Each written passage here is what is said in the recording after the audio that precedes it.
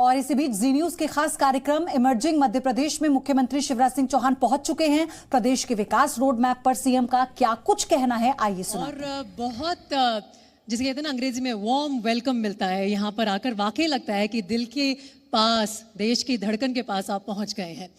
और साथ ही जो इस प्रदेश के 4 बार के मुख्यमंत्री हैं शिवराज सिंह चौहान जी, आपके बारे में बहुत सुना था, आज मुलाकात भी हो गई। बहुत शुक्रिया जी मीडिया के इस मंच में आप हमारे साथ जुड़े। माइक ले लीजिए सर।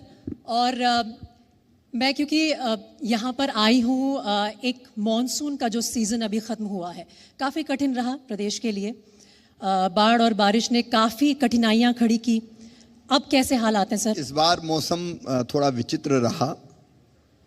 प्रदेश के बड़े हिस्से में और विशेषकर मध्य भाग में भयानक बारिश हुई, जिसके कारण बाढ़ तबाही भी लेके आई। लेकिन एक हिस्सा अभी भी ऐसा जहां बारिश नहीं हुई, उत्तर प्रदेश से लगा हुआ हमारा एक इलाका ऐसा है विंध्य का, जहां अभी ज़रूरत से काफ़ी कम पानी गिरा है। तो कहीं अतिवृष्टि के कारण परेशानी हुई, लेकिन एक हिस्से में अल्प वर्षा के कारण भी दिक्कतें हैं। लेकिन संकट के ऐसे समय आते रहते हैं। सरकार आखिर किस दिन के लिए होती है?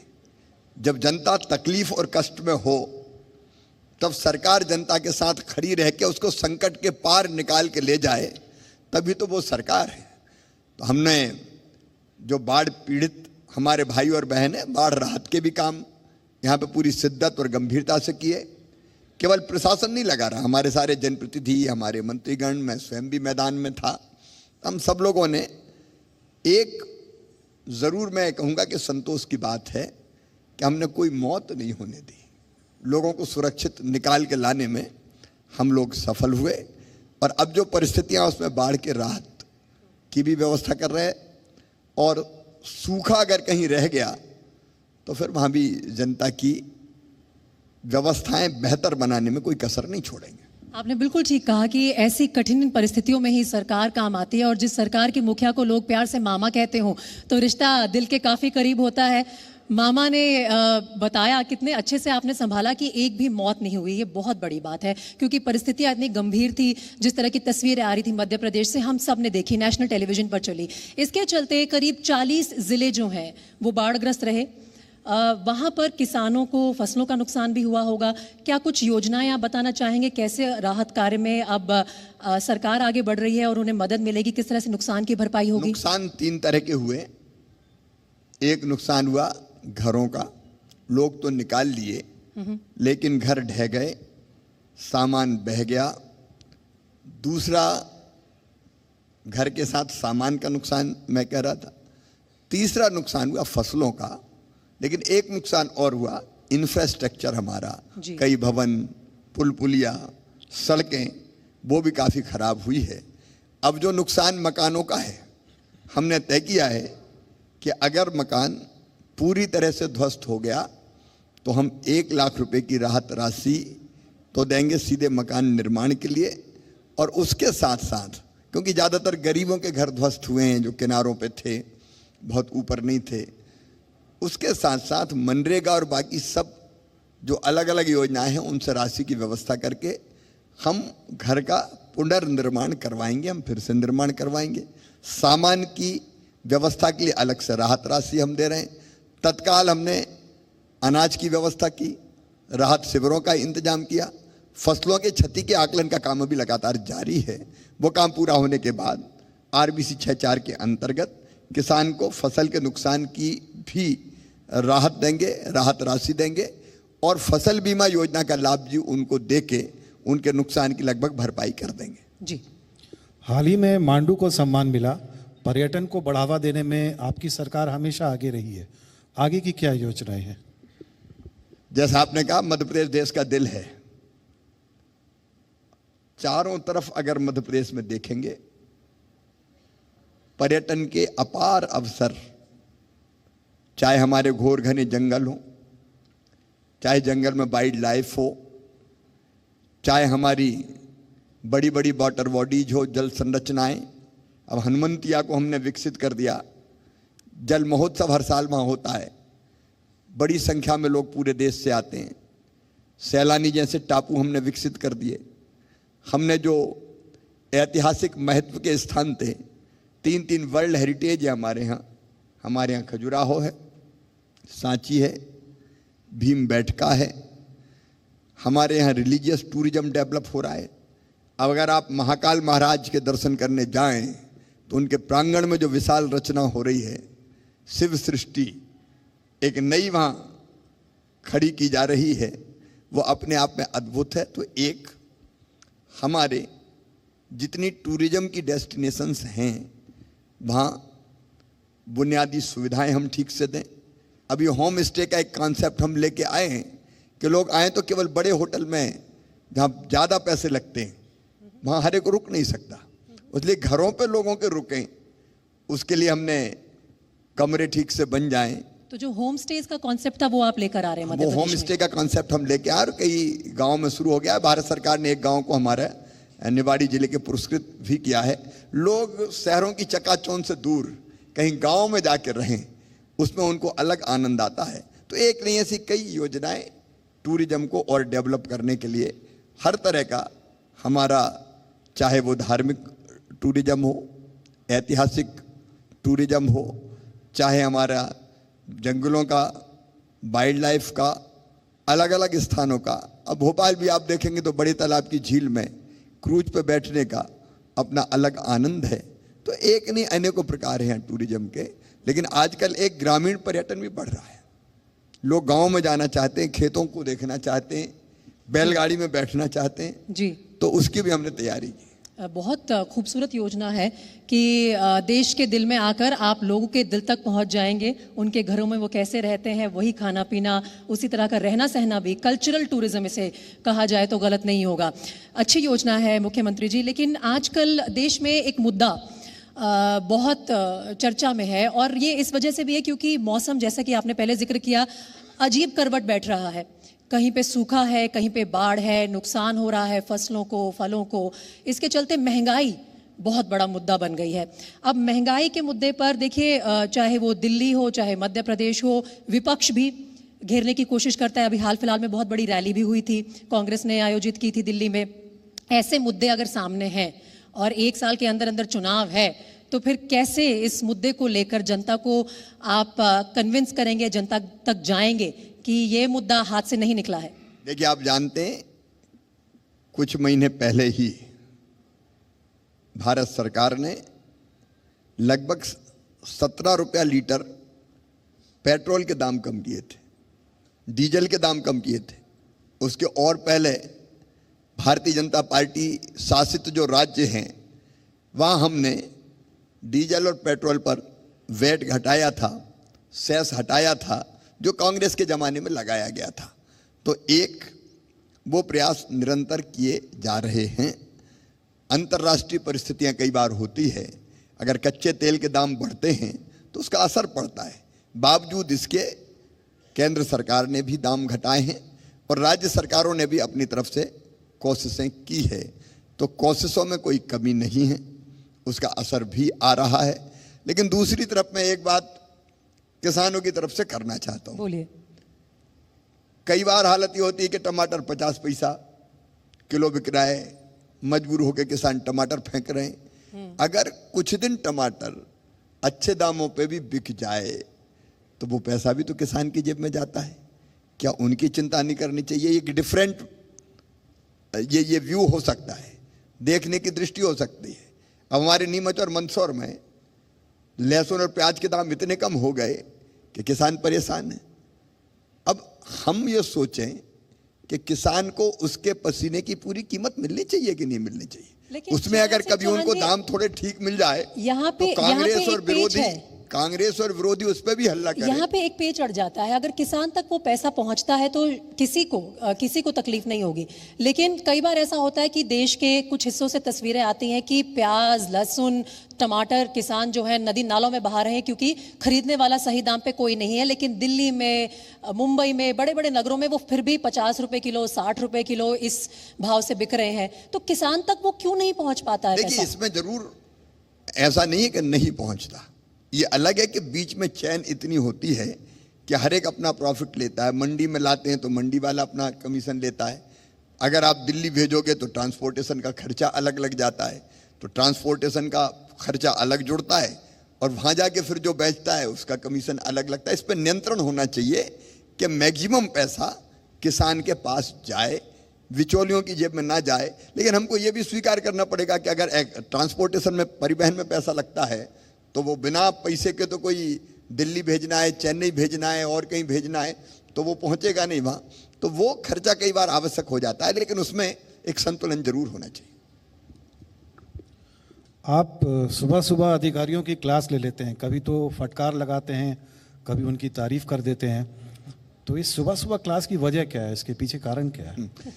दिन की शुरुआत थी, जो मुद्दे हैं मैं रात में देख लेता हूँ या कभी पता चलता है। जैसे अभी मुझे कल ही ये पता चला कि हमारी यूरिया खाद आई थी, तो यूरिया को आवंटित हम करते हैं कि कितनी दी जाए मार्कफेड को या सरकारी एजेंसी को, ताकि वो सहकारी समितियों के माध्यम से ले लें, और कुछ हिस्सा देते हैं प्राइवेट को ताकि वो किसान जो सहकारी समितियों से नहीं लेते किन्हीं कारणों से, तो उनको प्राइवेट मिल जाए।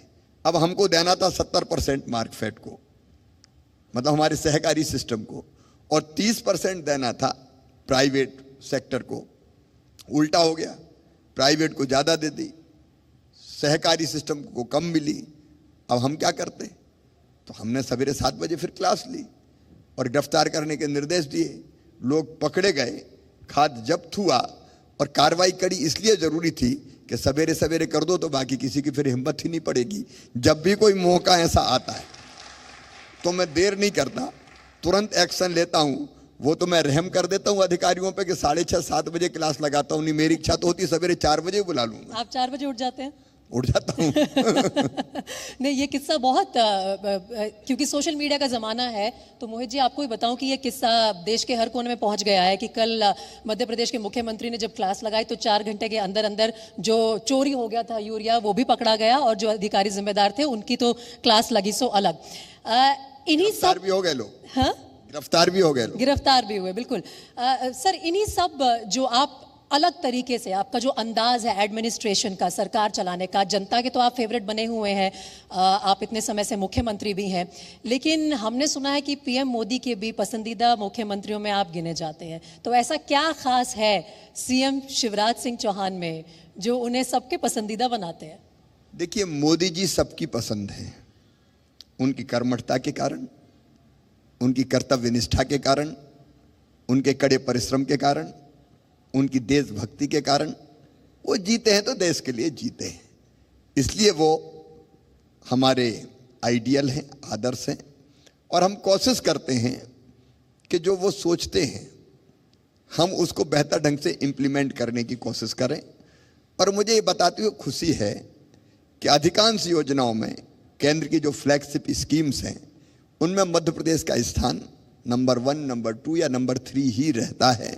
मैं लगातार उन योजनाओं की मॉनिटरिंग करता हूं, अपनी राज्य सरकार के काम भी और केंद्र सरकार के काम भी बेहतर ढंग से इंप्लीमेंट करके हम बेहतर विकास भी करें और जनता के कल्याण की योजनाओं को कैसे ढंग से इंप्लीमेंट करने का काम करें। अब कहीं काम होता है, उनने योजना बनाई, आज़ादी का अमृत महोत्सव के अवसर पर अमृत सरोवर बनेंगे। मध्य प्रदेश में हमने अमृत सरोवर बन के तैयार किए, मंडला के अमृत सरोवर की खुद माननीय प्रधानमंत्री जी ने प्रशंसा की।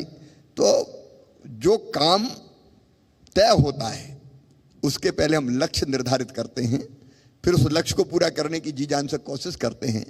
और जब कोई काम अच्छा लगता है तो ये प्रधानमंत्री जी का मैं मानूंगा कि बहुत बड़प्पन है कि वो उसकी प्रशंसा करते हैं। तो क्या ये सच है कि एक साप्ताहिक रिपोर्ट भी आप देते हैं केंद्र को मध्य प्रदेश के कार्य की और जिस तरह से आप पूरी योजनाओं को इम्प्लीमेंट कर रहे हैं? देखिए, भारतीय जनता पार्टी बहुत व्यवस्थित तरीके से देश को आगे बढ़ाने के काम में लगी हुई है।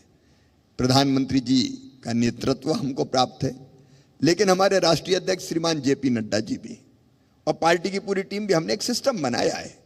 और ये हर एक राजनीतिक दल को सोचना चाहिए, जिनकी सरकार हो, हम हर 3 महीने में एक बार बैठते हैं और योजनाओं के क्रियान्वयन पर वहाँ चर्चा होती है किसने बेटर काम किया, किसने अच्छा किया, कौन पीछे रह गया, पीछे रह गया तो क्यों रह गया।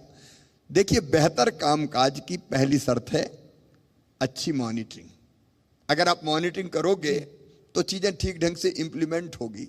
अगर मैं अफसरों की मॉनिटरिंग करूंगा तो चीजें इधर उधर नहीं हो पाएंगी।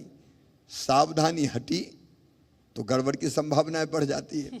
और इसलिए दलों को भी, भारतीय जनता पार्टी हमारी पार्टी, और हमें गर्व है कि हमारी पार्टी ने व्यवस्था की है कि सरकार में अगर हो तो बेहतर काम करो और उसकी रिपोर्ट भी दो। क्यों रिपोर्ट नहीं देनी चाहिए? नहीं, ये व्यवस्था हर किसी के पास होती है, लेकिन कुछ लोग हैं जो इसे पूरे सटीक तरीके से इम्प्लीमेंट करते हैं, उनमें आपका नाम गिना जाता है। इसीलिए शायद आप कहीं ना कहीं प्रधानमंत्री जी के पसंदीदा मुख्यमंत्री में भी गिने जाते हैं। इतने पसंदीदा हैं कि इस बार वो अपना जन्मदिन मध्य प्रदेश में मनाने वाले हैं। कैसी तैयारी चल रही है? ये तो मध्य प्रदेश का सौभाग्य है। प्रधानमंत्री जी जन्मदिन नहीं मनाते, वो जन्मदिन के दिन भी काम करते हैं। लेकिन हम इसको सौभाग्य मानते हैं मध्य प्रदेश का कि वो जिस दिन उन्होंने जन्म लिया उस दिन मध्य प्रदेश की धरती पर होंगे। तो मैं मध्य प्रदेश की तरफ से उनका हृदय से स्वागत करता हूं। मध्य प्रदेश की जनता पलक पौड़े बिछा के उनका इंतजार कर रही है, और काम भी वो ऐसा कर रहे हैं जो वास्तव में बहुत अभिनंदनीय है। अब आप बताइए, चीता कभी भारत की शान हुआ करते थे, चीता समाप्त हो गए। शिकारियों ने जो भी परिस्थितियां उस समय बनी, और उस समय तो शिकार करना बड़ा काम माना जाता था, मारते थे और बंदूक के साथ भी फोटो खिंचवाते थे, तो वो अलग दौर था। लेकिन चीता केवल भारत से नहीं, पूरे एशिया महाद्वीप से समाप्त हो गया जी। और अब प्रधानमंत्री जी जब 17 सितंबर को आएंगे तो कूनो पालपुर पहले जाएंगे और अफ्रीका महाद्वीप से चीता आएंगे, उनके लाने की व्यवस्था की जा रही है। उसके लिए सारे इंतजाम हमने पूरे कर लिए हैं। आवश्यक सावधानियां बरती हुई हैं। बाड़ा बनाने से लेके उनकी सुरक्षा के, उनके स्वास्थ्य के सारे इंतजाम किए जा रहे हैं। और प्रधानमंत्री जी उन चीतों को बाड़े में छोड़ने का काम करेंगे। इस महाद्वीप में चीता समाप्त हो गया था, अब वो चीता फिर से पुनर्स्थापित करने के लिए माननीय प्रधानमंत्री जी पधार रहे हैं। तो मैं उनका हृदय से स्वागत और अभिनंदन करता हूं। ये जो लोग वाइल्ड लाइफ के प्रेमी हैं, जो पर्यावरण के प्रेमी, देखिए इसमें हमारा एक सोच है भारतीय जनता पार्टी का, प्रधानमंत्री जी का। ये धरती केवल मनुष्यों के लिए नहीं है, इस धरती पे सबका अधिकार है, पशु पक्षियों का भी अधिकार है। आखिर वो कहां जाएंगे? पेड़ पौधे, कीट पतंगे, जीव जंतु, सबका हक है इस धरती पर। और पर्यावरण का संतुलन भी तभी बना रह सकता है जब सबके लिए इस धरती पर स्थान हो। और इसलिए पर्यावरण से भी इसका गहरा नाता है। बिल्कुल। इस काम के लिए मैं फिर एक बार प्रधानमंत्री जी का अभिनंदन करता हूं। नहीं, ये बिल्कुल काबिले तारीफ एक पहल की है, और इसीलिए कहते हैं एमपी अजब है, सबसे गजब है। इस अजब गजब प्रदेश में अब वो दुर्लभ प्रजाति चीता की आ जाएगी जो पूरे एशिया से गायब हो चुकी थी। हम आपको उसके लिए मुबारकबाद भी देते हैं, और ज़रूर ये उम्मीद करेंगे कि जो आपने एक प्रॉमिस लिया है कि इस प्रजाति को हम यहाँ लेकर आ रहे हैं अफ्रीका से, उन्हें संजोना भी होगा, उन्हें सुरक्षित भी रखना होगा, और आगे बढ़े उसका मौका भी देना होगा। लेकिन उसके साथ लिए में प्रधानमंत्री जी दूसरे काम के लिए महिला सशक्तिकरण का जो हुआ मध्य प्रदेश की धरती पर, मध्य प्रदेश के सेल्फ हेल्प ग्रुप जो हमारी बहनों के हैं, उन्हें चमत्कार किया है। लगभग 23,000 करोड़ रुपए का टर्नओवर है उनका। छोटे छोटे काम कर रही हैं, अनेकों चीजों का उत्पादन कर रही है, ओडीओपी उत्पाद बना रही है।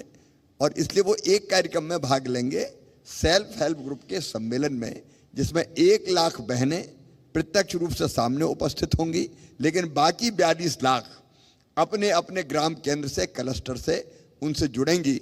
लेकिन केवल सेल्फ हेल्प ग्रुप की बहनें नहीं जुड़ेंगी, पूरा मध्य प्रदेश प्रधानमंत्री जी से जुड़ेगा। उस दिन 17 सितंबर को मध्य प्रदेश की हर ग्राम पंचायत में कार्यक्रम होंगे। हम 17 सितंबर से एक अभियान चला रहे हैं कि अलग अलग जन कल्याणकारी योजनाओं के जो पात्र हितग्राही है, अगर छूट गए हों, लाभ लेने से वंचित हों, तो हम उन योजनाओं का लाभ देने का अभियान चलाएंगे। कोई ना छूटे, यह अभियान हमारा चलेगा। ठीक है। तो हजारों ने, लाखों लोगों को अलग अलग योजनाओं का लाभ भी दिया जाएगा। रक्तदान शिविर भी लगेंगे। वृक्षारोपण का अभियान भारतीय जनता पार्टी, युवा मोर्चा व्यापक पैमाने पर कर रहा है। सेल्फ हेल्प ग्रुप की बहनें भी पेड़ लगाएंगी, उसके साथ साथ दिव्यांग भाई बहनों को उपकरण दिए जाएंगे, अनेकों सेवा के काम उस दिन प्रारंभ होंगे और सब प्रधानमंत्री जी से जुड़ेंगे। ये बहुत महत्वपूर्ण बात आप बता रहे हैं और प्रधानमंत्री जी का क्योंकि समय बहुत कीमती है तो उनका एक एक प्रोग्राम जो होता है बहुत सोच समझ के बनाया जाता है। वो जिस भी प्रदेश में जाते हैं उसके पीछे भी सोच समझ के पूरा प्लानिंग होती है। मुझे आप एक बात बताइए, क्या प्रधानमंत्री जी का इस साल यहाँ आना कहीं ना कहीं ये अगले साल के चुनाव के लिए भी कुछ तैयारियां हो रही हैं भारतीय जनता पार्टी की तरफ से? टाइमिंग पे मैं इसलिए सवाल पूछ रही हूँ। एक साल का वेट क्यों करेंगे? प्रधानमंत्री तो जी बार बार आए, पिछले बार भी आए थे, वो हमेशा आते हैं। इतना जनता से जुड़ के काम करने वाले प्रधानमंत्री मैंने देश में नहीं देखे, जो निरंतर भारत भ्रमण करते रहते हैं और कार्यक्रमों के माध्यम से लगातार जनता से जुड़ते रहते हैं। हम तो कोशिश करेंगे हर दूसरे महीने आए वो। इसके बाद हमने उनको आमंत्रित किया है कि वो महाकाल महाराज का जो कॉरिडोर बना है उसका लोकार्पण करने पधारे। मध्य प्रदेश में हमने सोलर के क्षेत्र में अद्भुत काम किया है। हम एक सोलर का जो फ्लोटिंग पावर प्लांट है वो लगा रहे हैं हमारे बांध में, ओमकारेश्वर में, जिसमें जो पैनल है सौर ऊर्जा की, सोलर पैनल, वो पानी की सतह पर बिछाई जाएगी। धरती भी बचेगी, पानी इसलिए बचेगा कि भाप बन के कम उड़ेगा और बिजली भी बनेगी। मैं उसके लिए भी उनसे प्रार्थना कर रहा हूं कि वो आएं और अपने हाथों से उसका शिलान्यास करें। नगर निगम चुनाव के नतीजों के बाद पार्टी ने खुद माना कि कुछ लोगों ने बगावत की है। इतनी अनुशासित पार्टी में बगावत को आखिर जगह कैसी मिली? नहीं, मैं नहीं मानता कि कोई बगावत की बात है। देखिए, आप पूरे नगरीय निकाय के चुनाव परिणाम देखिए, या मैं तो कहता हूं स्थानीय निकाय के पूरे परिणाम आप देखिए ना। लगभग 23,000 पंचायतों में से 20,000 भारतीय जनता पार्टी जीती। नगर निगम की अगर आप बात करें तो हम 9 जीते, लेकिन जहां हम नहीं जीते वहां भी भारतीय जनता पार्टी के पार्षद जीते। मेयर परिस्थितियों के बस हम लोग नहीं जीत पाए कुछ, लेकिन वहां भी भारतीय जनता पार्टी के पार्षद जीते और नगर निगम के अध्यक्ष हमारे बन गए। तो कोई भारतीय जनता पार्टी हारी है मैं नहीं मानता, लेकिन इतना जरूर है कि हम कुछ मेयर हारे हैं। उस पर बहुत गंभीरता के साथ पार्टी ने चिंतन किया है, विचार किया है, और आंतरिक रूप से अगर कहीं कोई कमियां रही हैं तो उसको हम दूर करने का प्रयास करेंगे। एक और अनोखी चीज हुई है इस बार इन चुनाव में कि आम आदमी पार्टी का एक मेयर चुना गया है सिंगरौली से। तो मैं ये जानना चाहती हूँ आपसे कि अरविंद केजरीवाल को, आम आदमी पार्टी को आप कितना बड़ा कंपटीशन मान रहे हैं? क्या उनमें ये साख है कि मध्य प्रदेश में कोई जगह बना पाएंगे? आम आदमी पार्टी नहीं, व्यक्तिगत रूप से जो उम्मीदवार का स्थान था पिछले विधानसभा के चुनाव में भी लगभग 34-35 हजार वोट जो मेयर वहां बने उनने लिए थे। एक अलग तरह का वहां वातावरण, सहानुभूति और दूसरी चीजें थी। इसके कारण चुनाव वो जीते हैं, लेकिन इसका अर्थ ये नहीं है कि कोई आप पार्टी को मध्य प्रदेश में स्थान मिल रहा है। तीसरा फ्रंट कोई बन रहा है यहाँ पर? मुझे तो लगता है कि मुकाबला, छोटे मोटे फ्रंट बने हैं मध्य प्रदेश में। पहले भी गोंडवाना भी रही है, बसपा भी रही है, सपा भी रही है, अलग अलग पार्टी उभरती, लेकिन ये बहुत प्रभावी नहीं हो पाती। 2 ध्रुवीय राजनीति आज भी मध्य प्रदेश की मोटे तौर पर है। छोटे मोटे दल कहीं कहीं उभरते हैं, व्यक्तियों के कारण उभर जाते हैं। कई बार दल को वोट नहीं मिलते, अच्छा उम्मीदवार मिल गया तो वो खड़ा हो गया तो वो अपने वोट ले जाता है कई बार। तो मुझे लगता है उससे ज्यादा कुछ नहीं होगा। क्योंकि हम आम आदमी पार्टी की बात कर रहे हैं, मैं कुछ सवाल आपसे आपकी इजाजत के साथ केंद्र से जुड़े हुए लेना चाहती हूँ। अभी हाल फिलहाल में तीसरा फ्रंट आप कह रहे हैं कि मध्य प्रदेश में बनना संभव नहीं है। पहले भी छुटमुट कोशिश हुई है लेकिन कोई सफल नहीं हो पाया। लेकिन केंद्र में नीतीश कुमार अभी हाल फिलहाल में गए थे और सभी जो विपक्षी नेता हैं सबसे मिले हैं। केसीआर पहले पटना गए और बहुत हलचल हो रही है। 2024 लोकसभा चुनाव की तैयारियां लगता है कि बड़े जोर शोर से चल रही हैं कि एक ऐसा फ्रंट खड़ा किया जाए जो एंटी बीजेपी हो। अभी उसमें कांग्रेस को जगह मिलेगी या नहीं मिलेगी वो खुद भी साफ नहीं है, उसको लीड कौन करेगा साफ नहीं है। लेकिन इस हलचल पर आपके क्या विचार है? मन को बहलाने को गालिब ख्याल अच्छा है। ये पहली बार प्रयास थोड़े हुए, इसके पहले भी 18 में चलो घेर लो भारतीय जनता पार्टी को, घेरो मोदी जी को, सब इकट्ठे हो जाओ, एक साथ आ जाओ। लेकिन कौन कौन इकट्ठा होगा ये तो बता दें। हालत प्रतिपक्ष की ये हो गई है कि आपने वो कहानी सुनी होगी, एक जार में अगर केकड़े भर दिए जाएं और उनमें प्रतियोगिता कराई जाए कि कौन सबसे पहले ऊपर आता है, तो कोई बाहर इसलिए नहीं निकलता क्योंकि दूसरा केकड़ा उसको उसकी टांगे पकड़ के उसको नीचे खींचता है। इनमें बताए तो लीडर कौन है। इसके पहले भी कई नेता बड़े जोर शोर से दिल्ली में इससे भेंट उससे मुलाकात, फोटो छपाओ और चैलेंज दो, 50 सीट पे समेट देंगे, 25 सीट पे समेट देंगे।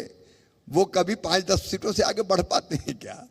तो विपक्ष के लिए तो ये बड़ा अच्छा सा उदाहरण दिया है मोहित जी शिवराज सिंह चौहान ने कि विपक्ष में कौन लीडर है, वो होड़ एक तरह से केकड़ों की रेस जैसी बन गई है। बड़ा दिलचस्प आपने दिया। देखिए आप, यही होगा। हाँ, हम तो डूबे हैं सनम, तुमको भी ले डूबेंगे। ये जब भी कोई कोशिश करता है तो कोई ना कोई भग जाता है कि मैं उसकी लीडरशिप में काय ये डूबती नैया पर एक और सवाल बनता है। अभी आपने देखा ही होगा कन्याकुमारी से लेकर कश्मीर तक कांग्रेस पार्टी भारत जोड़ो यात्रा कर रही है। अब ये वो पार्टी है जो खुद टूटी हुई है। हाल फिलहाल में गुलाम नबी आजाद इनसे निकले हैं। G24 हम सब जानते हैं उनका क्या स्टेटस है। एक टूटी हुई पार्टी भारत को जोड़ने की बात कर रही है। क्या इस अभियान से आपको लगता है कि कांग्रेस पार्टी कोई ठेस पहुंचा पाएगी बीजेपी को? कांग्रेस ने सबसे बड़ा पाप किया भारत तोड़ने का। वो जख्म अगर कुरेदेंगे राहुल गांधी तो हम पूछना चाहते हैं, मैडम सोनिया गांधी से भी पूछना चाहते हैं, देश को तोड़ा किसने? जल्दी सत्ता प्राप्त करने की चाह में कांग्रेस के तत्कालीन नेताओं ने, और मैं कहता हूं स्वर्गीय पंडित जवाहरलाल नेहरू ने, जल्दी सत्ता प्राप्त करने की चाह में हिंदुस्तान का विभाजन स्वीकार करने का पाप किया है। और इस पाप के लिए कभी देश कांग्रेस को माफ नहीं करेगा। जो देश को तोड़ने के अपराधी है वो भारत जोड़ने की बात कर रहे हैं। अरे भारत तो जुड़ा हुआ है, भारत को कहां से जोड़ोगे? आज भारत की प्रतिष्ठा माननीय मोदी जी के नेतृत्व में जो साख है आज हिंदुस्तान की, इसके पहले कभी थी क्या? कोई बता दे। भारत न केवल स्वयं का विकास कर रहा है बल्कि कई मोर्चों पर पूरे विश्व का नेतृत्व कर रहा है। नरेंद्र मोदी आज केवल भारत के नेता नहीं है, आज विश्व लीडर है। दुनिया के सबसे लोकप्रिय नेता हैं नरेंद्र मोदी जी, जो भारत को आगे बढ़ाने का काम कर रहे हैं और दुनिया को भी दिशा दे रहे हैं। ये चलें भारत जोड़ने। अरे पहले भारत को समझो तो भारत है क्या? भारत केवल जमीन का टुकड़ा नहीं है। अटल जी ने जो परिभाषा की थी, मैं दोहराना नहीं चाहता, राहुल गांधी समझेंगे उस परिभाषा को। जीता जागता राष्ट्र पुरुष है हमारे लिए। अब तुम भारत तो समझते नहीं हो, भारत में भाषण देते हो और भाषण में गेहूं को लीटर में तौल देते हो, तो तुम क्या देश का भला करोगे? बता। तो केंद्र में प्रधानमंत्री जी की जो पकड़ है पूरे देश पर, देश की जनता पर, जिस तरह से वो राज कर रहे हैं वो हम सब जानते हैं। अब मध्य प्रदेश की जनता पर पिछले 15 साल से ज़्यादा का समय हो गया, मामा जिस तरह से मध्य प्रदेश की जनता को प्रभावित कर रहे हैं वो भी सबके सामने है। कुछ आपकी योजनाएं हैं, उनको लेकर हमने एक छोटी सी रिपोर्ट भी बनाई है, एक फिल्म बनाई है, वो दिखाना चाहेंगे और फिर उसके बाद चर्चा करेंगे। प्लीज़ प्ले कर दीजिए।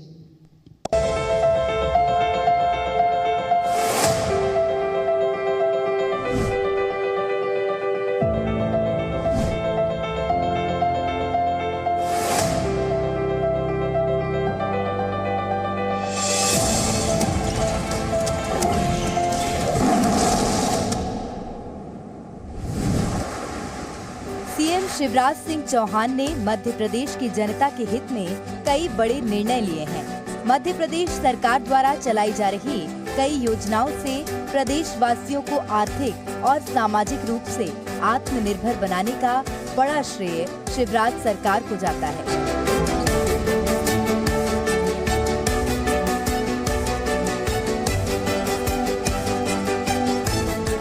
सीएम शिवराज सिंह चौहान के अडॉप्ट आंगनबाड़ी कॉन्सेप्ट से सुधर रही है आंगनबाड़ी की व्यवस्थाएं। आज इन आंगनबाड़ियों में व्यवस्थाएं ऐसी हैं कि बच्चे एक बार आंगनबाड़ी आते हैं तो उनका बमुश्किल घर जाने का मन करता है। यहाँ बच्चों को अच्छी गुणवत्ता और पूर्ण व्यवस्था के साथ 1 साल से 5 साल के बच्चों के लिए पौष्टिक आहार, शिक्षा और गेम्स की व्यवस्था रहती है, जहाँ बच्चों का बचपन बेहतर ढंग से विकसित हो पाता है। हंसते खिलखिलाते इन बच्चों का भविष्य अब पहले से ज्यादा मजबूत और उज्जवल हो गया है। सीएम शिवराज सिंह के आंगनबाड़ी मॉडल से आर्थिक रूप से कमजोर बच्चों का बचपन बेहतर ढंग से विकसित हो रहा है। पेरेंट्स चाहते क्या है कि बच्चे खेल खेल में सीखे और खाना भी खाएं, उनका पोषण आहार भी अच्छा हो, उनकी देखभाल भी होती रहे, बच्चों का मन लगता है, पढ़ाई करते हैं, खेल खेल में पढ़ाई भी करते जाते हैं और सीखते भी जाते। जब से यहाँ पे आंगनबाड़ी का अडॉप्ट किया है तो व्यवस्थाएं और अच्छी हो गई हैं। शिवराज सरकार में मध्य प्रदेश की संजीवनी क्लिनिक से मरीजों को बड़ा फायदा हो रहा है। यहाँ इलाज करवाने वाले मरीजों का कहना है कि शिवराज सरकार के माध्यम से चलाए जा रहे संजीवनी क्लिनिक से अस्पतालों में लगने वाली लंबी लाइनों से छुटकारा मिला है और अब दवाइयों के लिए घर से ज्यादा दूर भी नहीं जाना पड़ता। संजीवनी क्लिनिक में कई बीमारियों के लिए 208 की तरह दवाइयाँ उपलब्ध हैं, जो मरीजों को मुफ्त में दी जाती हैं। और हम यहाँ पर बेसिक जो सारे टेस्ट होते हैं यहीं पर कराते हैं। थायराइड से लेके हम शुगर सारा टेस्ट हम यहीं रखते हैं। बीपी का हम और डायबिटीज़ की जो दवाइयाँ हैं हम लोग यहीं से वितरित कर रहे हैं। उनका एक कार्ड बनता है। सरकार की इस योजना से मुझे लगता है बहुत ही फ़ायदा है। ये योजना जो मुख्यमंत्री जी ने खोले तो ये हमारे जैसे बुढ़े मध्यम वर्गीय और सबसे ज़्यादा है कि पैसा नहीं रहता है, तो सबसे ज़्यादा हमारे मुख्यमंत्री जी ने और हमारे डॉक्टर साहब जो प्रशिक्षक है इनके लाभ से हमें जो सेवा मिल रही है इसका हम तहे दिल से धन्यवाद मुख्यमंत्री जी का पहले करते हैं।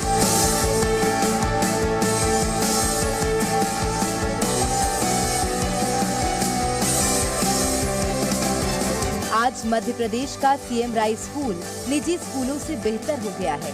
इन स्कूलों में बच्चों को कई एडवांस फैसिलिटी दी जा रही हैं, जिससे स्टूडेंट्स एक अच्छी शिक्षा के साथ साथ स्किल पर भी काम कर पाते हैं। यहाँ बच्चों के लिए पढ़ाई, खेल, कंप्यूटर से लेकर कई सुविधाओं का इंतजाम बखूबी है। प्राइवेट स्कूलों की तरह इन स्कूलों में बच्चों को उच्च गुणवत्ता वाली शिक्षा मिलती है, जिससे यहाँ पढ़ने वाले बच्चे और उनके अभिभावक बहुत खुश हैं। सीएम राय स्कूल, क्योंकि मुख्यमंत्री जी ने इस योजना को शुरू किया है, हमारे मुख्यमंत्री माननीय श्री शिवराज सिंह चौहान जी ने, उनकी जो सोचना था, उनका जो विचार था कि हमारे जो छोटे छोटे और गरीब तबके के बच्चे हैं उनको भी प्राइवेट स्कूलों जैसी सुविधाएं मिलनी चाहिए, तो उन्होंने उसको इस स्कूल के रूप में मूर्त रूप दिया है, जिसको पहला मॉडल स्कूल बनाया गया। और ऐसा लगभग जितने भी स्कूल अब सीएम राइस के बनेंगे वो सभी इसी तर्ज पर बनेंगे और इतनी सुविधाएं हर बच्चे को दी जाएगी। तो मध्य प्रदेश की जो मुख्यमंत्री जी की सफल योजनाएं रही हैं सरकार की, वो हमने दिखाई, लेकिन एक वर्ग है जो कहीं ना कहीं नाराज है क्या आपसे, क्योंकि पिछली बार जितनी भी ज्यादातर जो आदिवासी सीटें थी वो कांग्रेस ने ली, क्या उनके दिल तक पहुंच नहीं पाए हैं अभी? उनके लिए कोई खास योजनाएं आपके दिमाग में है? कि भारतीय जनता पार्टी समाज के हर वर्ग की पार्टी है। जनजातीय क्षेत्रों के विकास के लिए और वहां के बहनों और भाइयों की समस्या के समाधान के लिए एक ने अनेकों योजनाएं हमने बनाई है।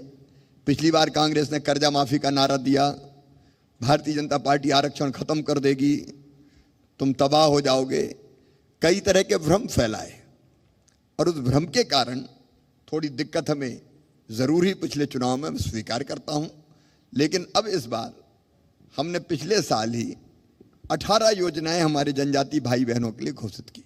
मध्य प्रदेश में पेशा एक्ट लागू हो रहा है, सामुदायिक वन प्रबंधन का अधिकार जनजातीय भाई बहनों को मिल रहा है। हर गांव में जो आदिवासी ब्लॉक आते हैं उनमें राशन लेने दूसरे गांव नहीं जाना पड़ेगा, उन गाड़ी से उनके गांव में राशन पहुंच रहा है ताकि उनके आने जाने में समय ना लगे।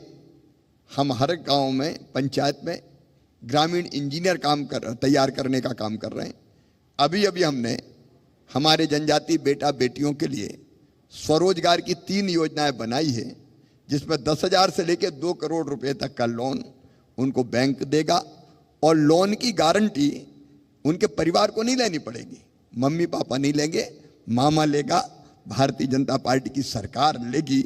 ये व्यवस्था हमने बनाने का काम किया है। इंटरेस्ट सब्सिडी 5% अलग देने का हम काम कर रहे हैं। तो रोजगार से जुड़ी कई योजनाएं, बैकलॉग के पद भरे जा रहे हैं। तो जो उनके कल्याण के लिए हो सकता है वो सारे कदम भारतीय जनता पार्टी की सरकार उठा रही है। पट्टे भी हमने व्यापक पैमाने पर दिए। तेंदू पत्ते पर भी हम पायलट के आधार पर अब अधिकार देने का काम शुरू कर रहे हैं कि तेंदू पत्ता अगर टूटेगा तो तोड़ने से लेकर बेचने तक का काम उनकी समिति करेगी। अभी पायलट बेस पे इसको हम प्रारंभ करेंगे। तो ऐसी कई योजनाएं जी हाल फिलहाल में हमने देखा है कि अपराधियों के अवैध निर्माण पर मामा का बुलडोजर चल रहा है, लेकिन विपक्ष को इस पे भी ऐतराज है, क्यों? अपराधी तब पनपते हैं जब उनको संरक्षण मिलता है।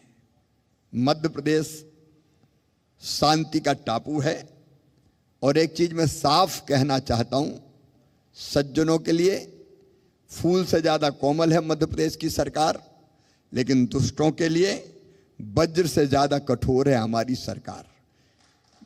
जो गैर कानूनी काम करेंगे, जो अवैध काम करेंगे, दादा गुंडे माफिया, हमने पहले भी कार्रवाई की है। ये बीजेपी की सरकार है, कांग्रेस की सरकार में बड़े हिस्से में डकैतों का आतंक था, हमने सारे डकैत समाप्त कर दिए। सिमी का नेटवर्क था जो कहर ढाता था, उसको ध्वस्त कर दिया। नक्सलवाद को केवल बालाघाट के भी छत्तीसगढ़ और महाराष्ट्र से लगे हिस्से तक सीमित कर दिया। या तो नक्सली मारे गए हैं या प्रदेश की सीमाएं छोड़ के चले गए हैं। जो गड़बड़ करेगा, गुंडा हो, दादा हो, बदमाश हो, माफिया हो, वो साफ सुन लें, कठोरतम कार्रवाई होगी, बुलडोजर भी चलेंगे और वो ध्वस्त भी कर दिए जाएंगे। ये कहने में मुझे कोई संकोच नहीं है। लेकिन जो विपक्ष है वो ये सवाल उठाते हैं कि आपने देख लिया कि उत्तर प्रदेश में योगी का बुलडोजर फेमस हो गया, उनकी सरकार दोबारा चुन के आ गई, इसीलिए आप भी वही योजना चला। ये जो मैं बता रहा हूं ये 2005-6 से शुरू किया है मैंने। अच्छा, मतलब देख के नहीं शुरू किया? ये 5-6 से ये कार्रवाई चल रही, जहां गड़बड़ होती है वहां कठोर कार्रवाई होती है। तो मतलब योगी से पहले आपका मामा का बुलडोजर चला है? कोई तुलना नहीं कर रहा है, उत्तर प्रदेश की परिस्थितियां अलग है। अब उत्तर प्रदेश में जितने बड़े बड़े माफिया पनप गए थे कांग्रेस के और सपा के राज्य में, तो उनका सफाया जरूरी हो गया था। मध्य प्रदेश में तो उनके मुकाबले मच्छरों जैसे माफिया भी नहीं है, उनको तो पकड़ के वैसे ही मसल देते हैं हम। इस बार मध्य क्षेत्रीय परिषद की बैठक भोपाल में हुई। मध्य प्रदेश और जो मध्य भारत है उसके सुरक्षा और विकास को लेकर क्या चर्चा हुई है? देखिए, हमारे गृह मंत्री, केंद्रीय गृह मंत्री अमित शाह जी बहुत अद्भुत व्यक्ति हैं। इस मध्य क्षेत्रीय परिषद के प्लेटफॉर्म को भी इनने इतना महत्वपूर्ण बना दिया कि इसमें केवल कानून व्यवस्था की चर्चा नहीं होती, इसमें विकास के मुद्दे आते हैं, इसमें जन कल्याण के मुद्दे आते हैं। अब जैसे ये मुद्दा भी आया कि भोपाल और इंदौर के एयरपोर्ट को इंटरनेशनल एयरपोर्ट बना दिया जाए, और स्वीकृत हो गया कि बनाएंगे इसको तत्काल। इंफ्रा का काम हो, जन कल्याणकारी योजनाएं हो, कानून व्यवस्था तो सम्मिलित है ही, तो कई काम इसमें स्वीकृत किए। पहले तो ये फॉर्मल मीटिंग होती थी, अमित शाह जी के नेतृत्व में न केवल बैठक होती है, बल्कि बैठक में जो इशूज उठते हैं उन इशूज के आधार पर समस्या क्या है, उसका समाधान क्या है, वो तय होता है, मैकेनिज्म बनता है, समय समय पर उसकी मॉनिटरिंग होती है और उसका परिणाम निकल के सामने आता है। तो ये प्लेटफॉर्म बहुत उपयोगी हो गया है, विकास के लिए भी, जन कल्याण के लिए भी, और कानून व्यवस्था के मुद्दों पर तो चर्चा होती ही है, सभी पहलुओं पर। आपने जिक्र किया, मैं आखिरी सवाल आपसे पूछना चाहूंगी, अमित शाह जी से ही जुड़ा हुआ है। सिमी नेटवर्क की आपने पहले जिक्र किया, क्या अब ये मान लिया जाए कि पूरी तरह से आतंक और आतंकी मुक्त हो गया है मध्य प्रदेश? क्योंकि भारत के दिल पर अगर कोई चोट पहुंचाता है, यहां से अगर आतंकवाद का नेटवर्क फैलता है तो वो बहुत गहरी चोट दे सकता है। कितने कामयाब हुए हैं आप? मध्य प्रदेश का संकल्प है आतंक और आतंकवादी किसी भी कीमत पर पनपने नहीं दिए जाएंगे। इसलिए सिमी के नेटवर्क को भी हमने ध्वस्त किया है, और सिमी के आतंकवादियों ने जुर्रत की थी जेल से बाहर भागने की, तो ज्यादा दूर नहीं भाग पाए, मुठभेड़ में ढेर कर दिए गए थे। अभी JMB जो बांग्लादेश का आतंकी संगठन है, उसके लोग पकड़े गए। कुछ दूसरे भी संगठन दूसरे नामों से संगठन बनाने के प्रयास हो रहे हैं। एक बात मैं साफ कर देना चाहता हूं, आतंकवाद हम पनपने नहीं देंगे, धर्म स्थलों का दुरुपयोग किसी भी कीमत पर होने नहीं देंगे। हमको हर धर्म का आदर करने का हमको इस देश से संस्कार मिला हुआ है, लेकिन धर्म स्थलों पर भी अगर गड़बड़ होगी, अब कल एक बिशप पकड़े गए, अब बिशप के यहाँ इतनी संपत्ति मिली कि मैं हैरत में रह गया। ये बिशप करते क्या है? क्या उस संपत्ति का उपयोग धर्मांतरण के लिए किया जा रहा है? आखिर होता क्या था इतनी संपत्ति का? ये पैसा आया कहां से? मैंने जांच के निर्देश दिए हैं कि अगर धार्मिक स्थलों पर भी इस तरह की गड़बड़ें होगी तो वहां भी कार्रवाई होगी। अगर शिक्षा के नाम पर भी कहीं आतंकवाद फैलाया जाएगा तो उसको भी निर्मूल कर दिया जाएगा। हम किसी भी आतंक फैलाने की कोशिश को कामयाब मध्य प्रदेश में नहीं होने देंगे। ये भारतीय जनता पार्टी की सरकार का संकल्प है। चलिए, ये तो रहा क्लियर कट मैसेज मुख्यमंत्री जी की तरफ से आतंकियों को, आतंकवाद फैलाने वालों को। आखिरी सवाल मुझे प्रदेश की राजनीति से जुड़ा हुआ ही आपसे पूछना है। आपसे पहले जस्ट पहले पीसीसी चीफ कमलनाथ जी भी इस मंच पर मौजूद थे और उन्होंने ऐलान किया है कि मैं तो कहीं नहीं जा रहा हूं, मैं प्रदेश को ही समर्पित हूं, केंद्र में नहीं जा रहा हूं। उस पर आप क्या कहना चाहेंगे, आपकी टिप्पणी? और दूसरा, क्या मामा केंद्र पर जाएंगे या वो भी प्रदेश के नाम समर्पित करेंगे अपने पॉलिटिकल करियर को? मैं कमलनाथ जी का आदर करता हूं, लेकिन अब 76-77 साल की उम्र में कहां जाएं? अच्छा, आप कांग्रेस पार्टी को तो देखो, पीसीसी चीफ 76 साल के, अभी अभी हमको प्रभारी मिले कांग्रेस के, उनकी उम्र कितनी है? जयप्रकाश जी अग्रवाल, यही नाम है ना उनका, वो भी 76-77 साल के। उनके साथ दिग्गी राजा लगे हैं, उनकी उम्र भी अब वो सीनियर सिटीजन से काफी आगे निकल गए हैं। और कमलनाथ जी बाकी कहां जाएं? वो कह रहे मैं राहुल की यात्रा में भी नहीं जाऊंगा। राहुल गांधी मध्य प्रदेश में घूमते रहे, मध्य प्रदेश के पीसीसी चीफ वहां नहीं जाएंगे। ये अजब गजब पार्टी है कांग्रेस, इसकी रक्षा भगवान ही करें। और कमलनाथ जी कहां कष्ट उठा रहे हो, अपने घर में ही महफूज रहो आप। और मामा जाएंगे कि नहीं जाएंगे केंद्र? मामा तो जाते ही रहते। बड़ा रोल कब देख सकते हैं? देखिए, भारतीय जनता पार्टी अपने कार्यकर्ता को जो काम देती है वो पूरी प्रामाणिकता और परिश्रम से हम लोग करते हैं। चलिए, बहुत शुक्रिया शिवराज सिंह चौहान जी, आपने दिल खोलकर जी मीडिया के इस मंच पर हर एक सवाल का जवाब दिया। और चाहे सवाल टेढ़ा हो चाहे सीधा हो, मामा के पास सारे सवालों के जवाब हैं। प्रदेश की जनता बैठी है फैसला देने के लिए। बहुत शुक्रिया यहाँ आने के लिए। जी मीडिया को भी बहुत बहुत धन्यवाद। आपका फिर भोपाल में स्वागत। बहुत शुक्रिया सर।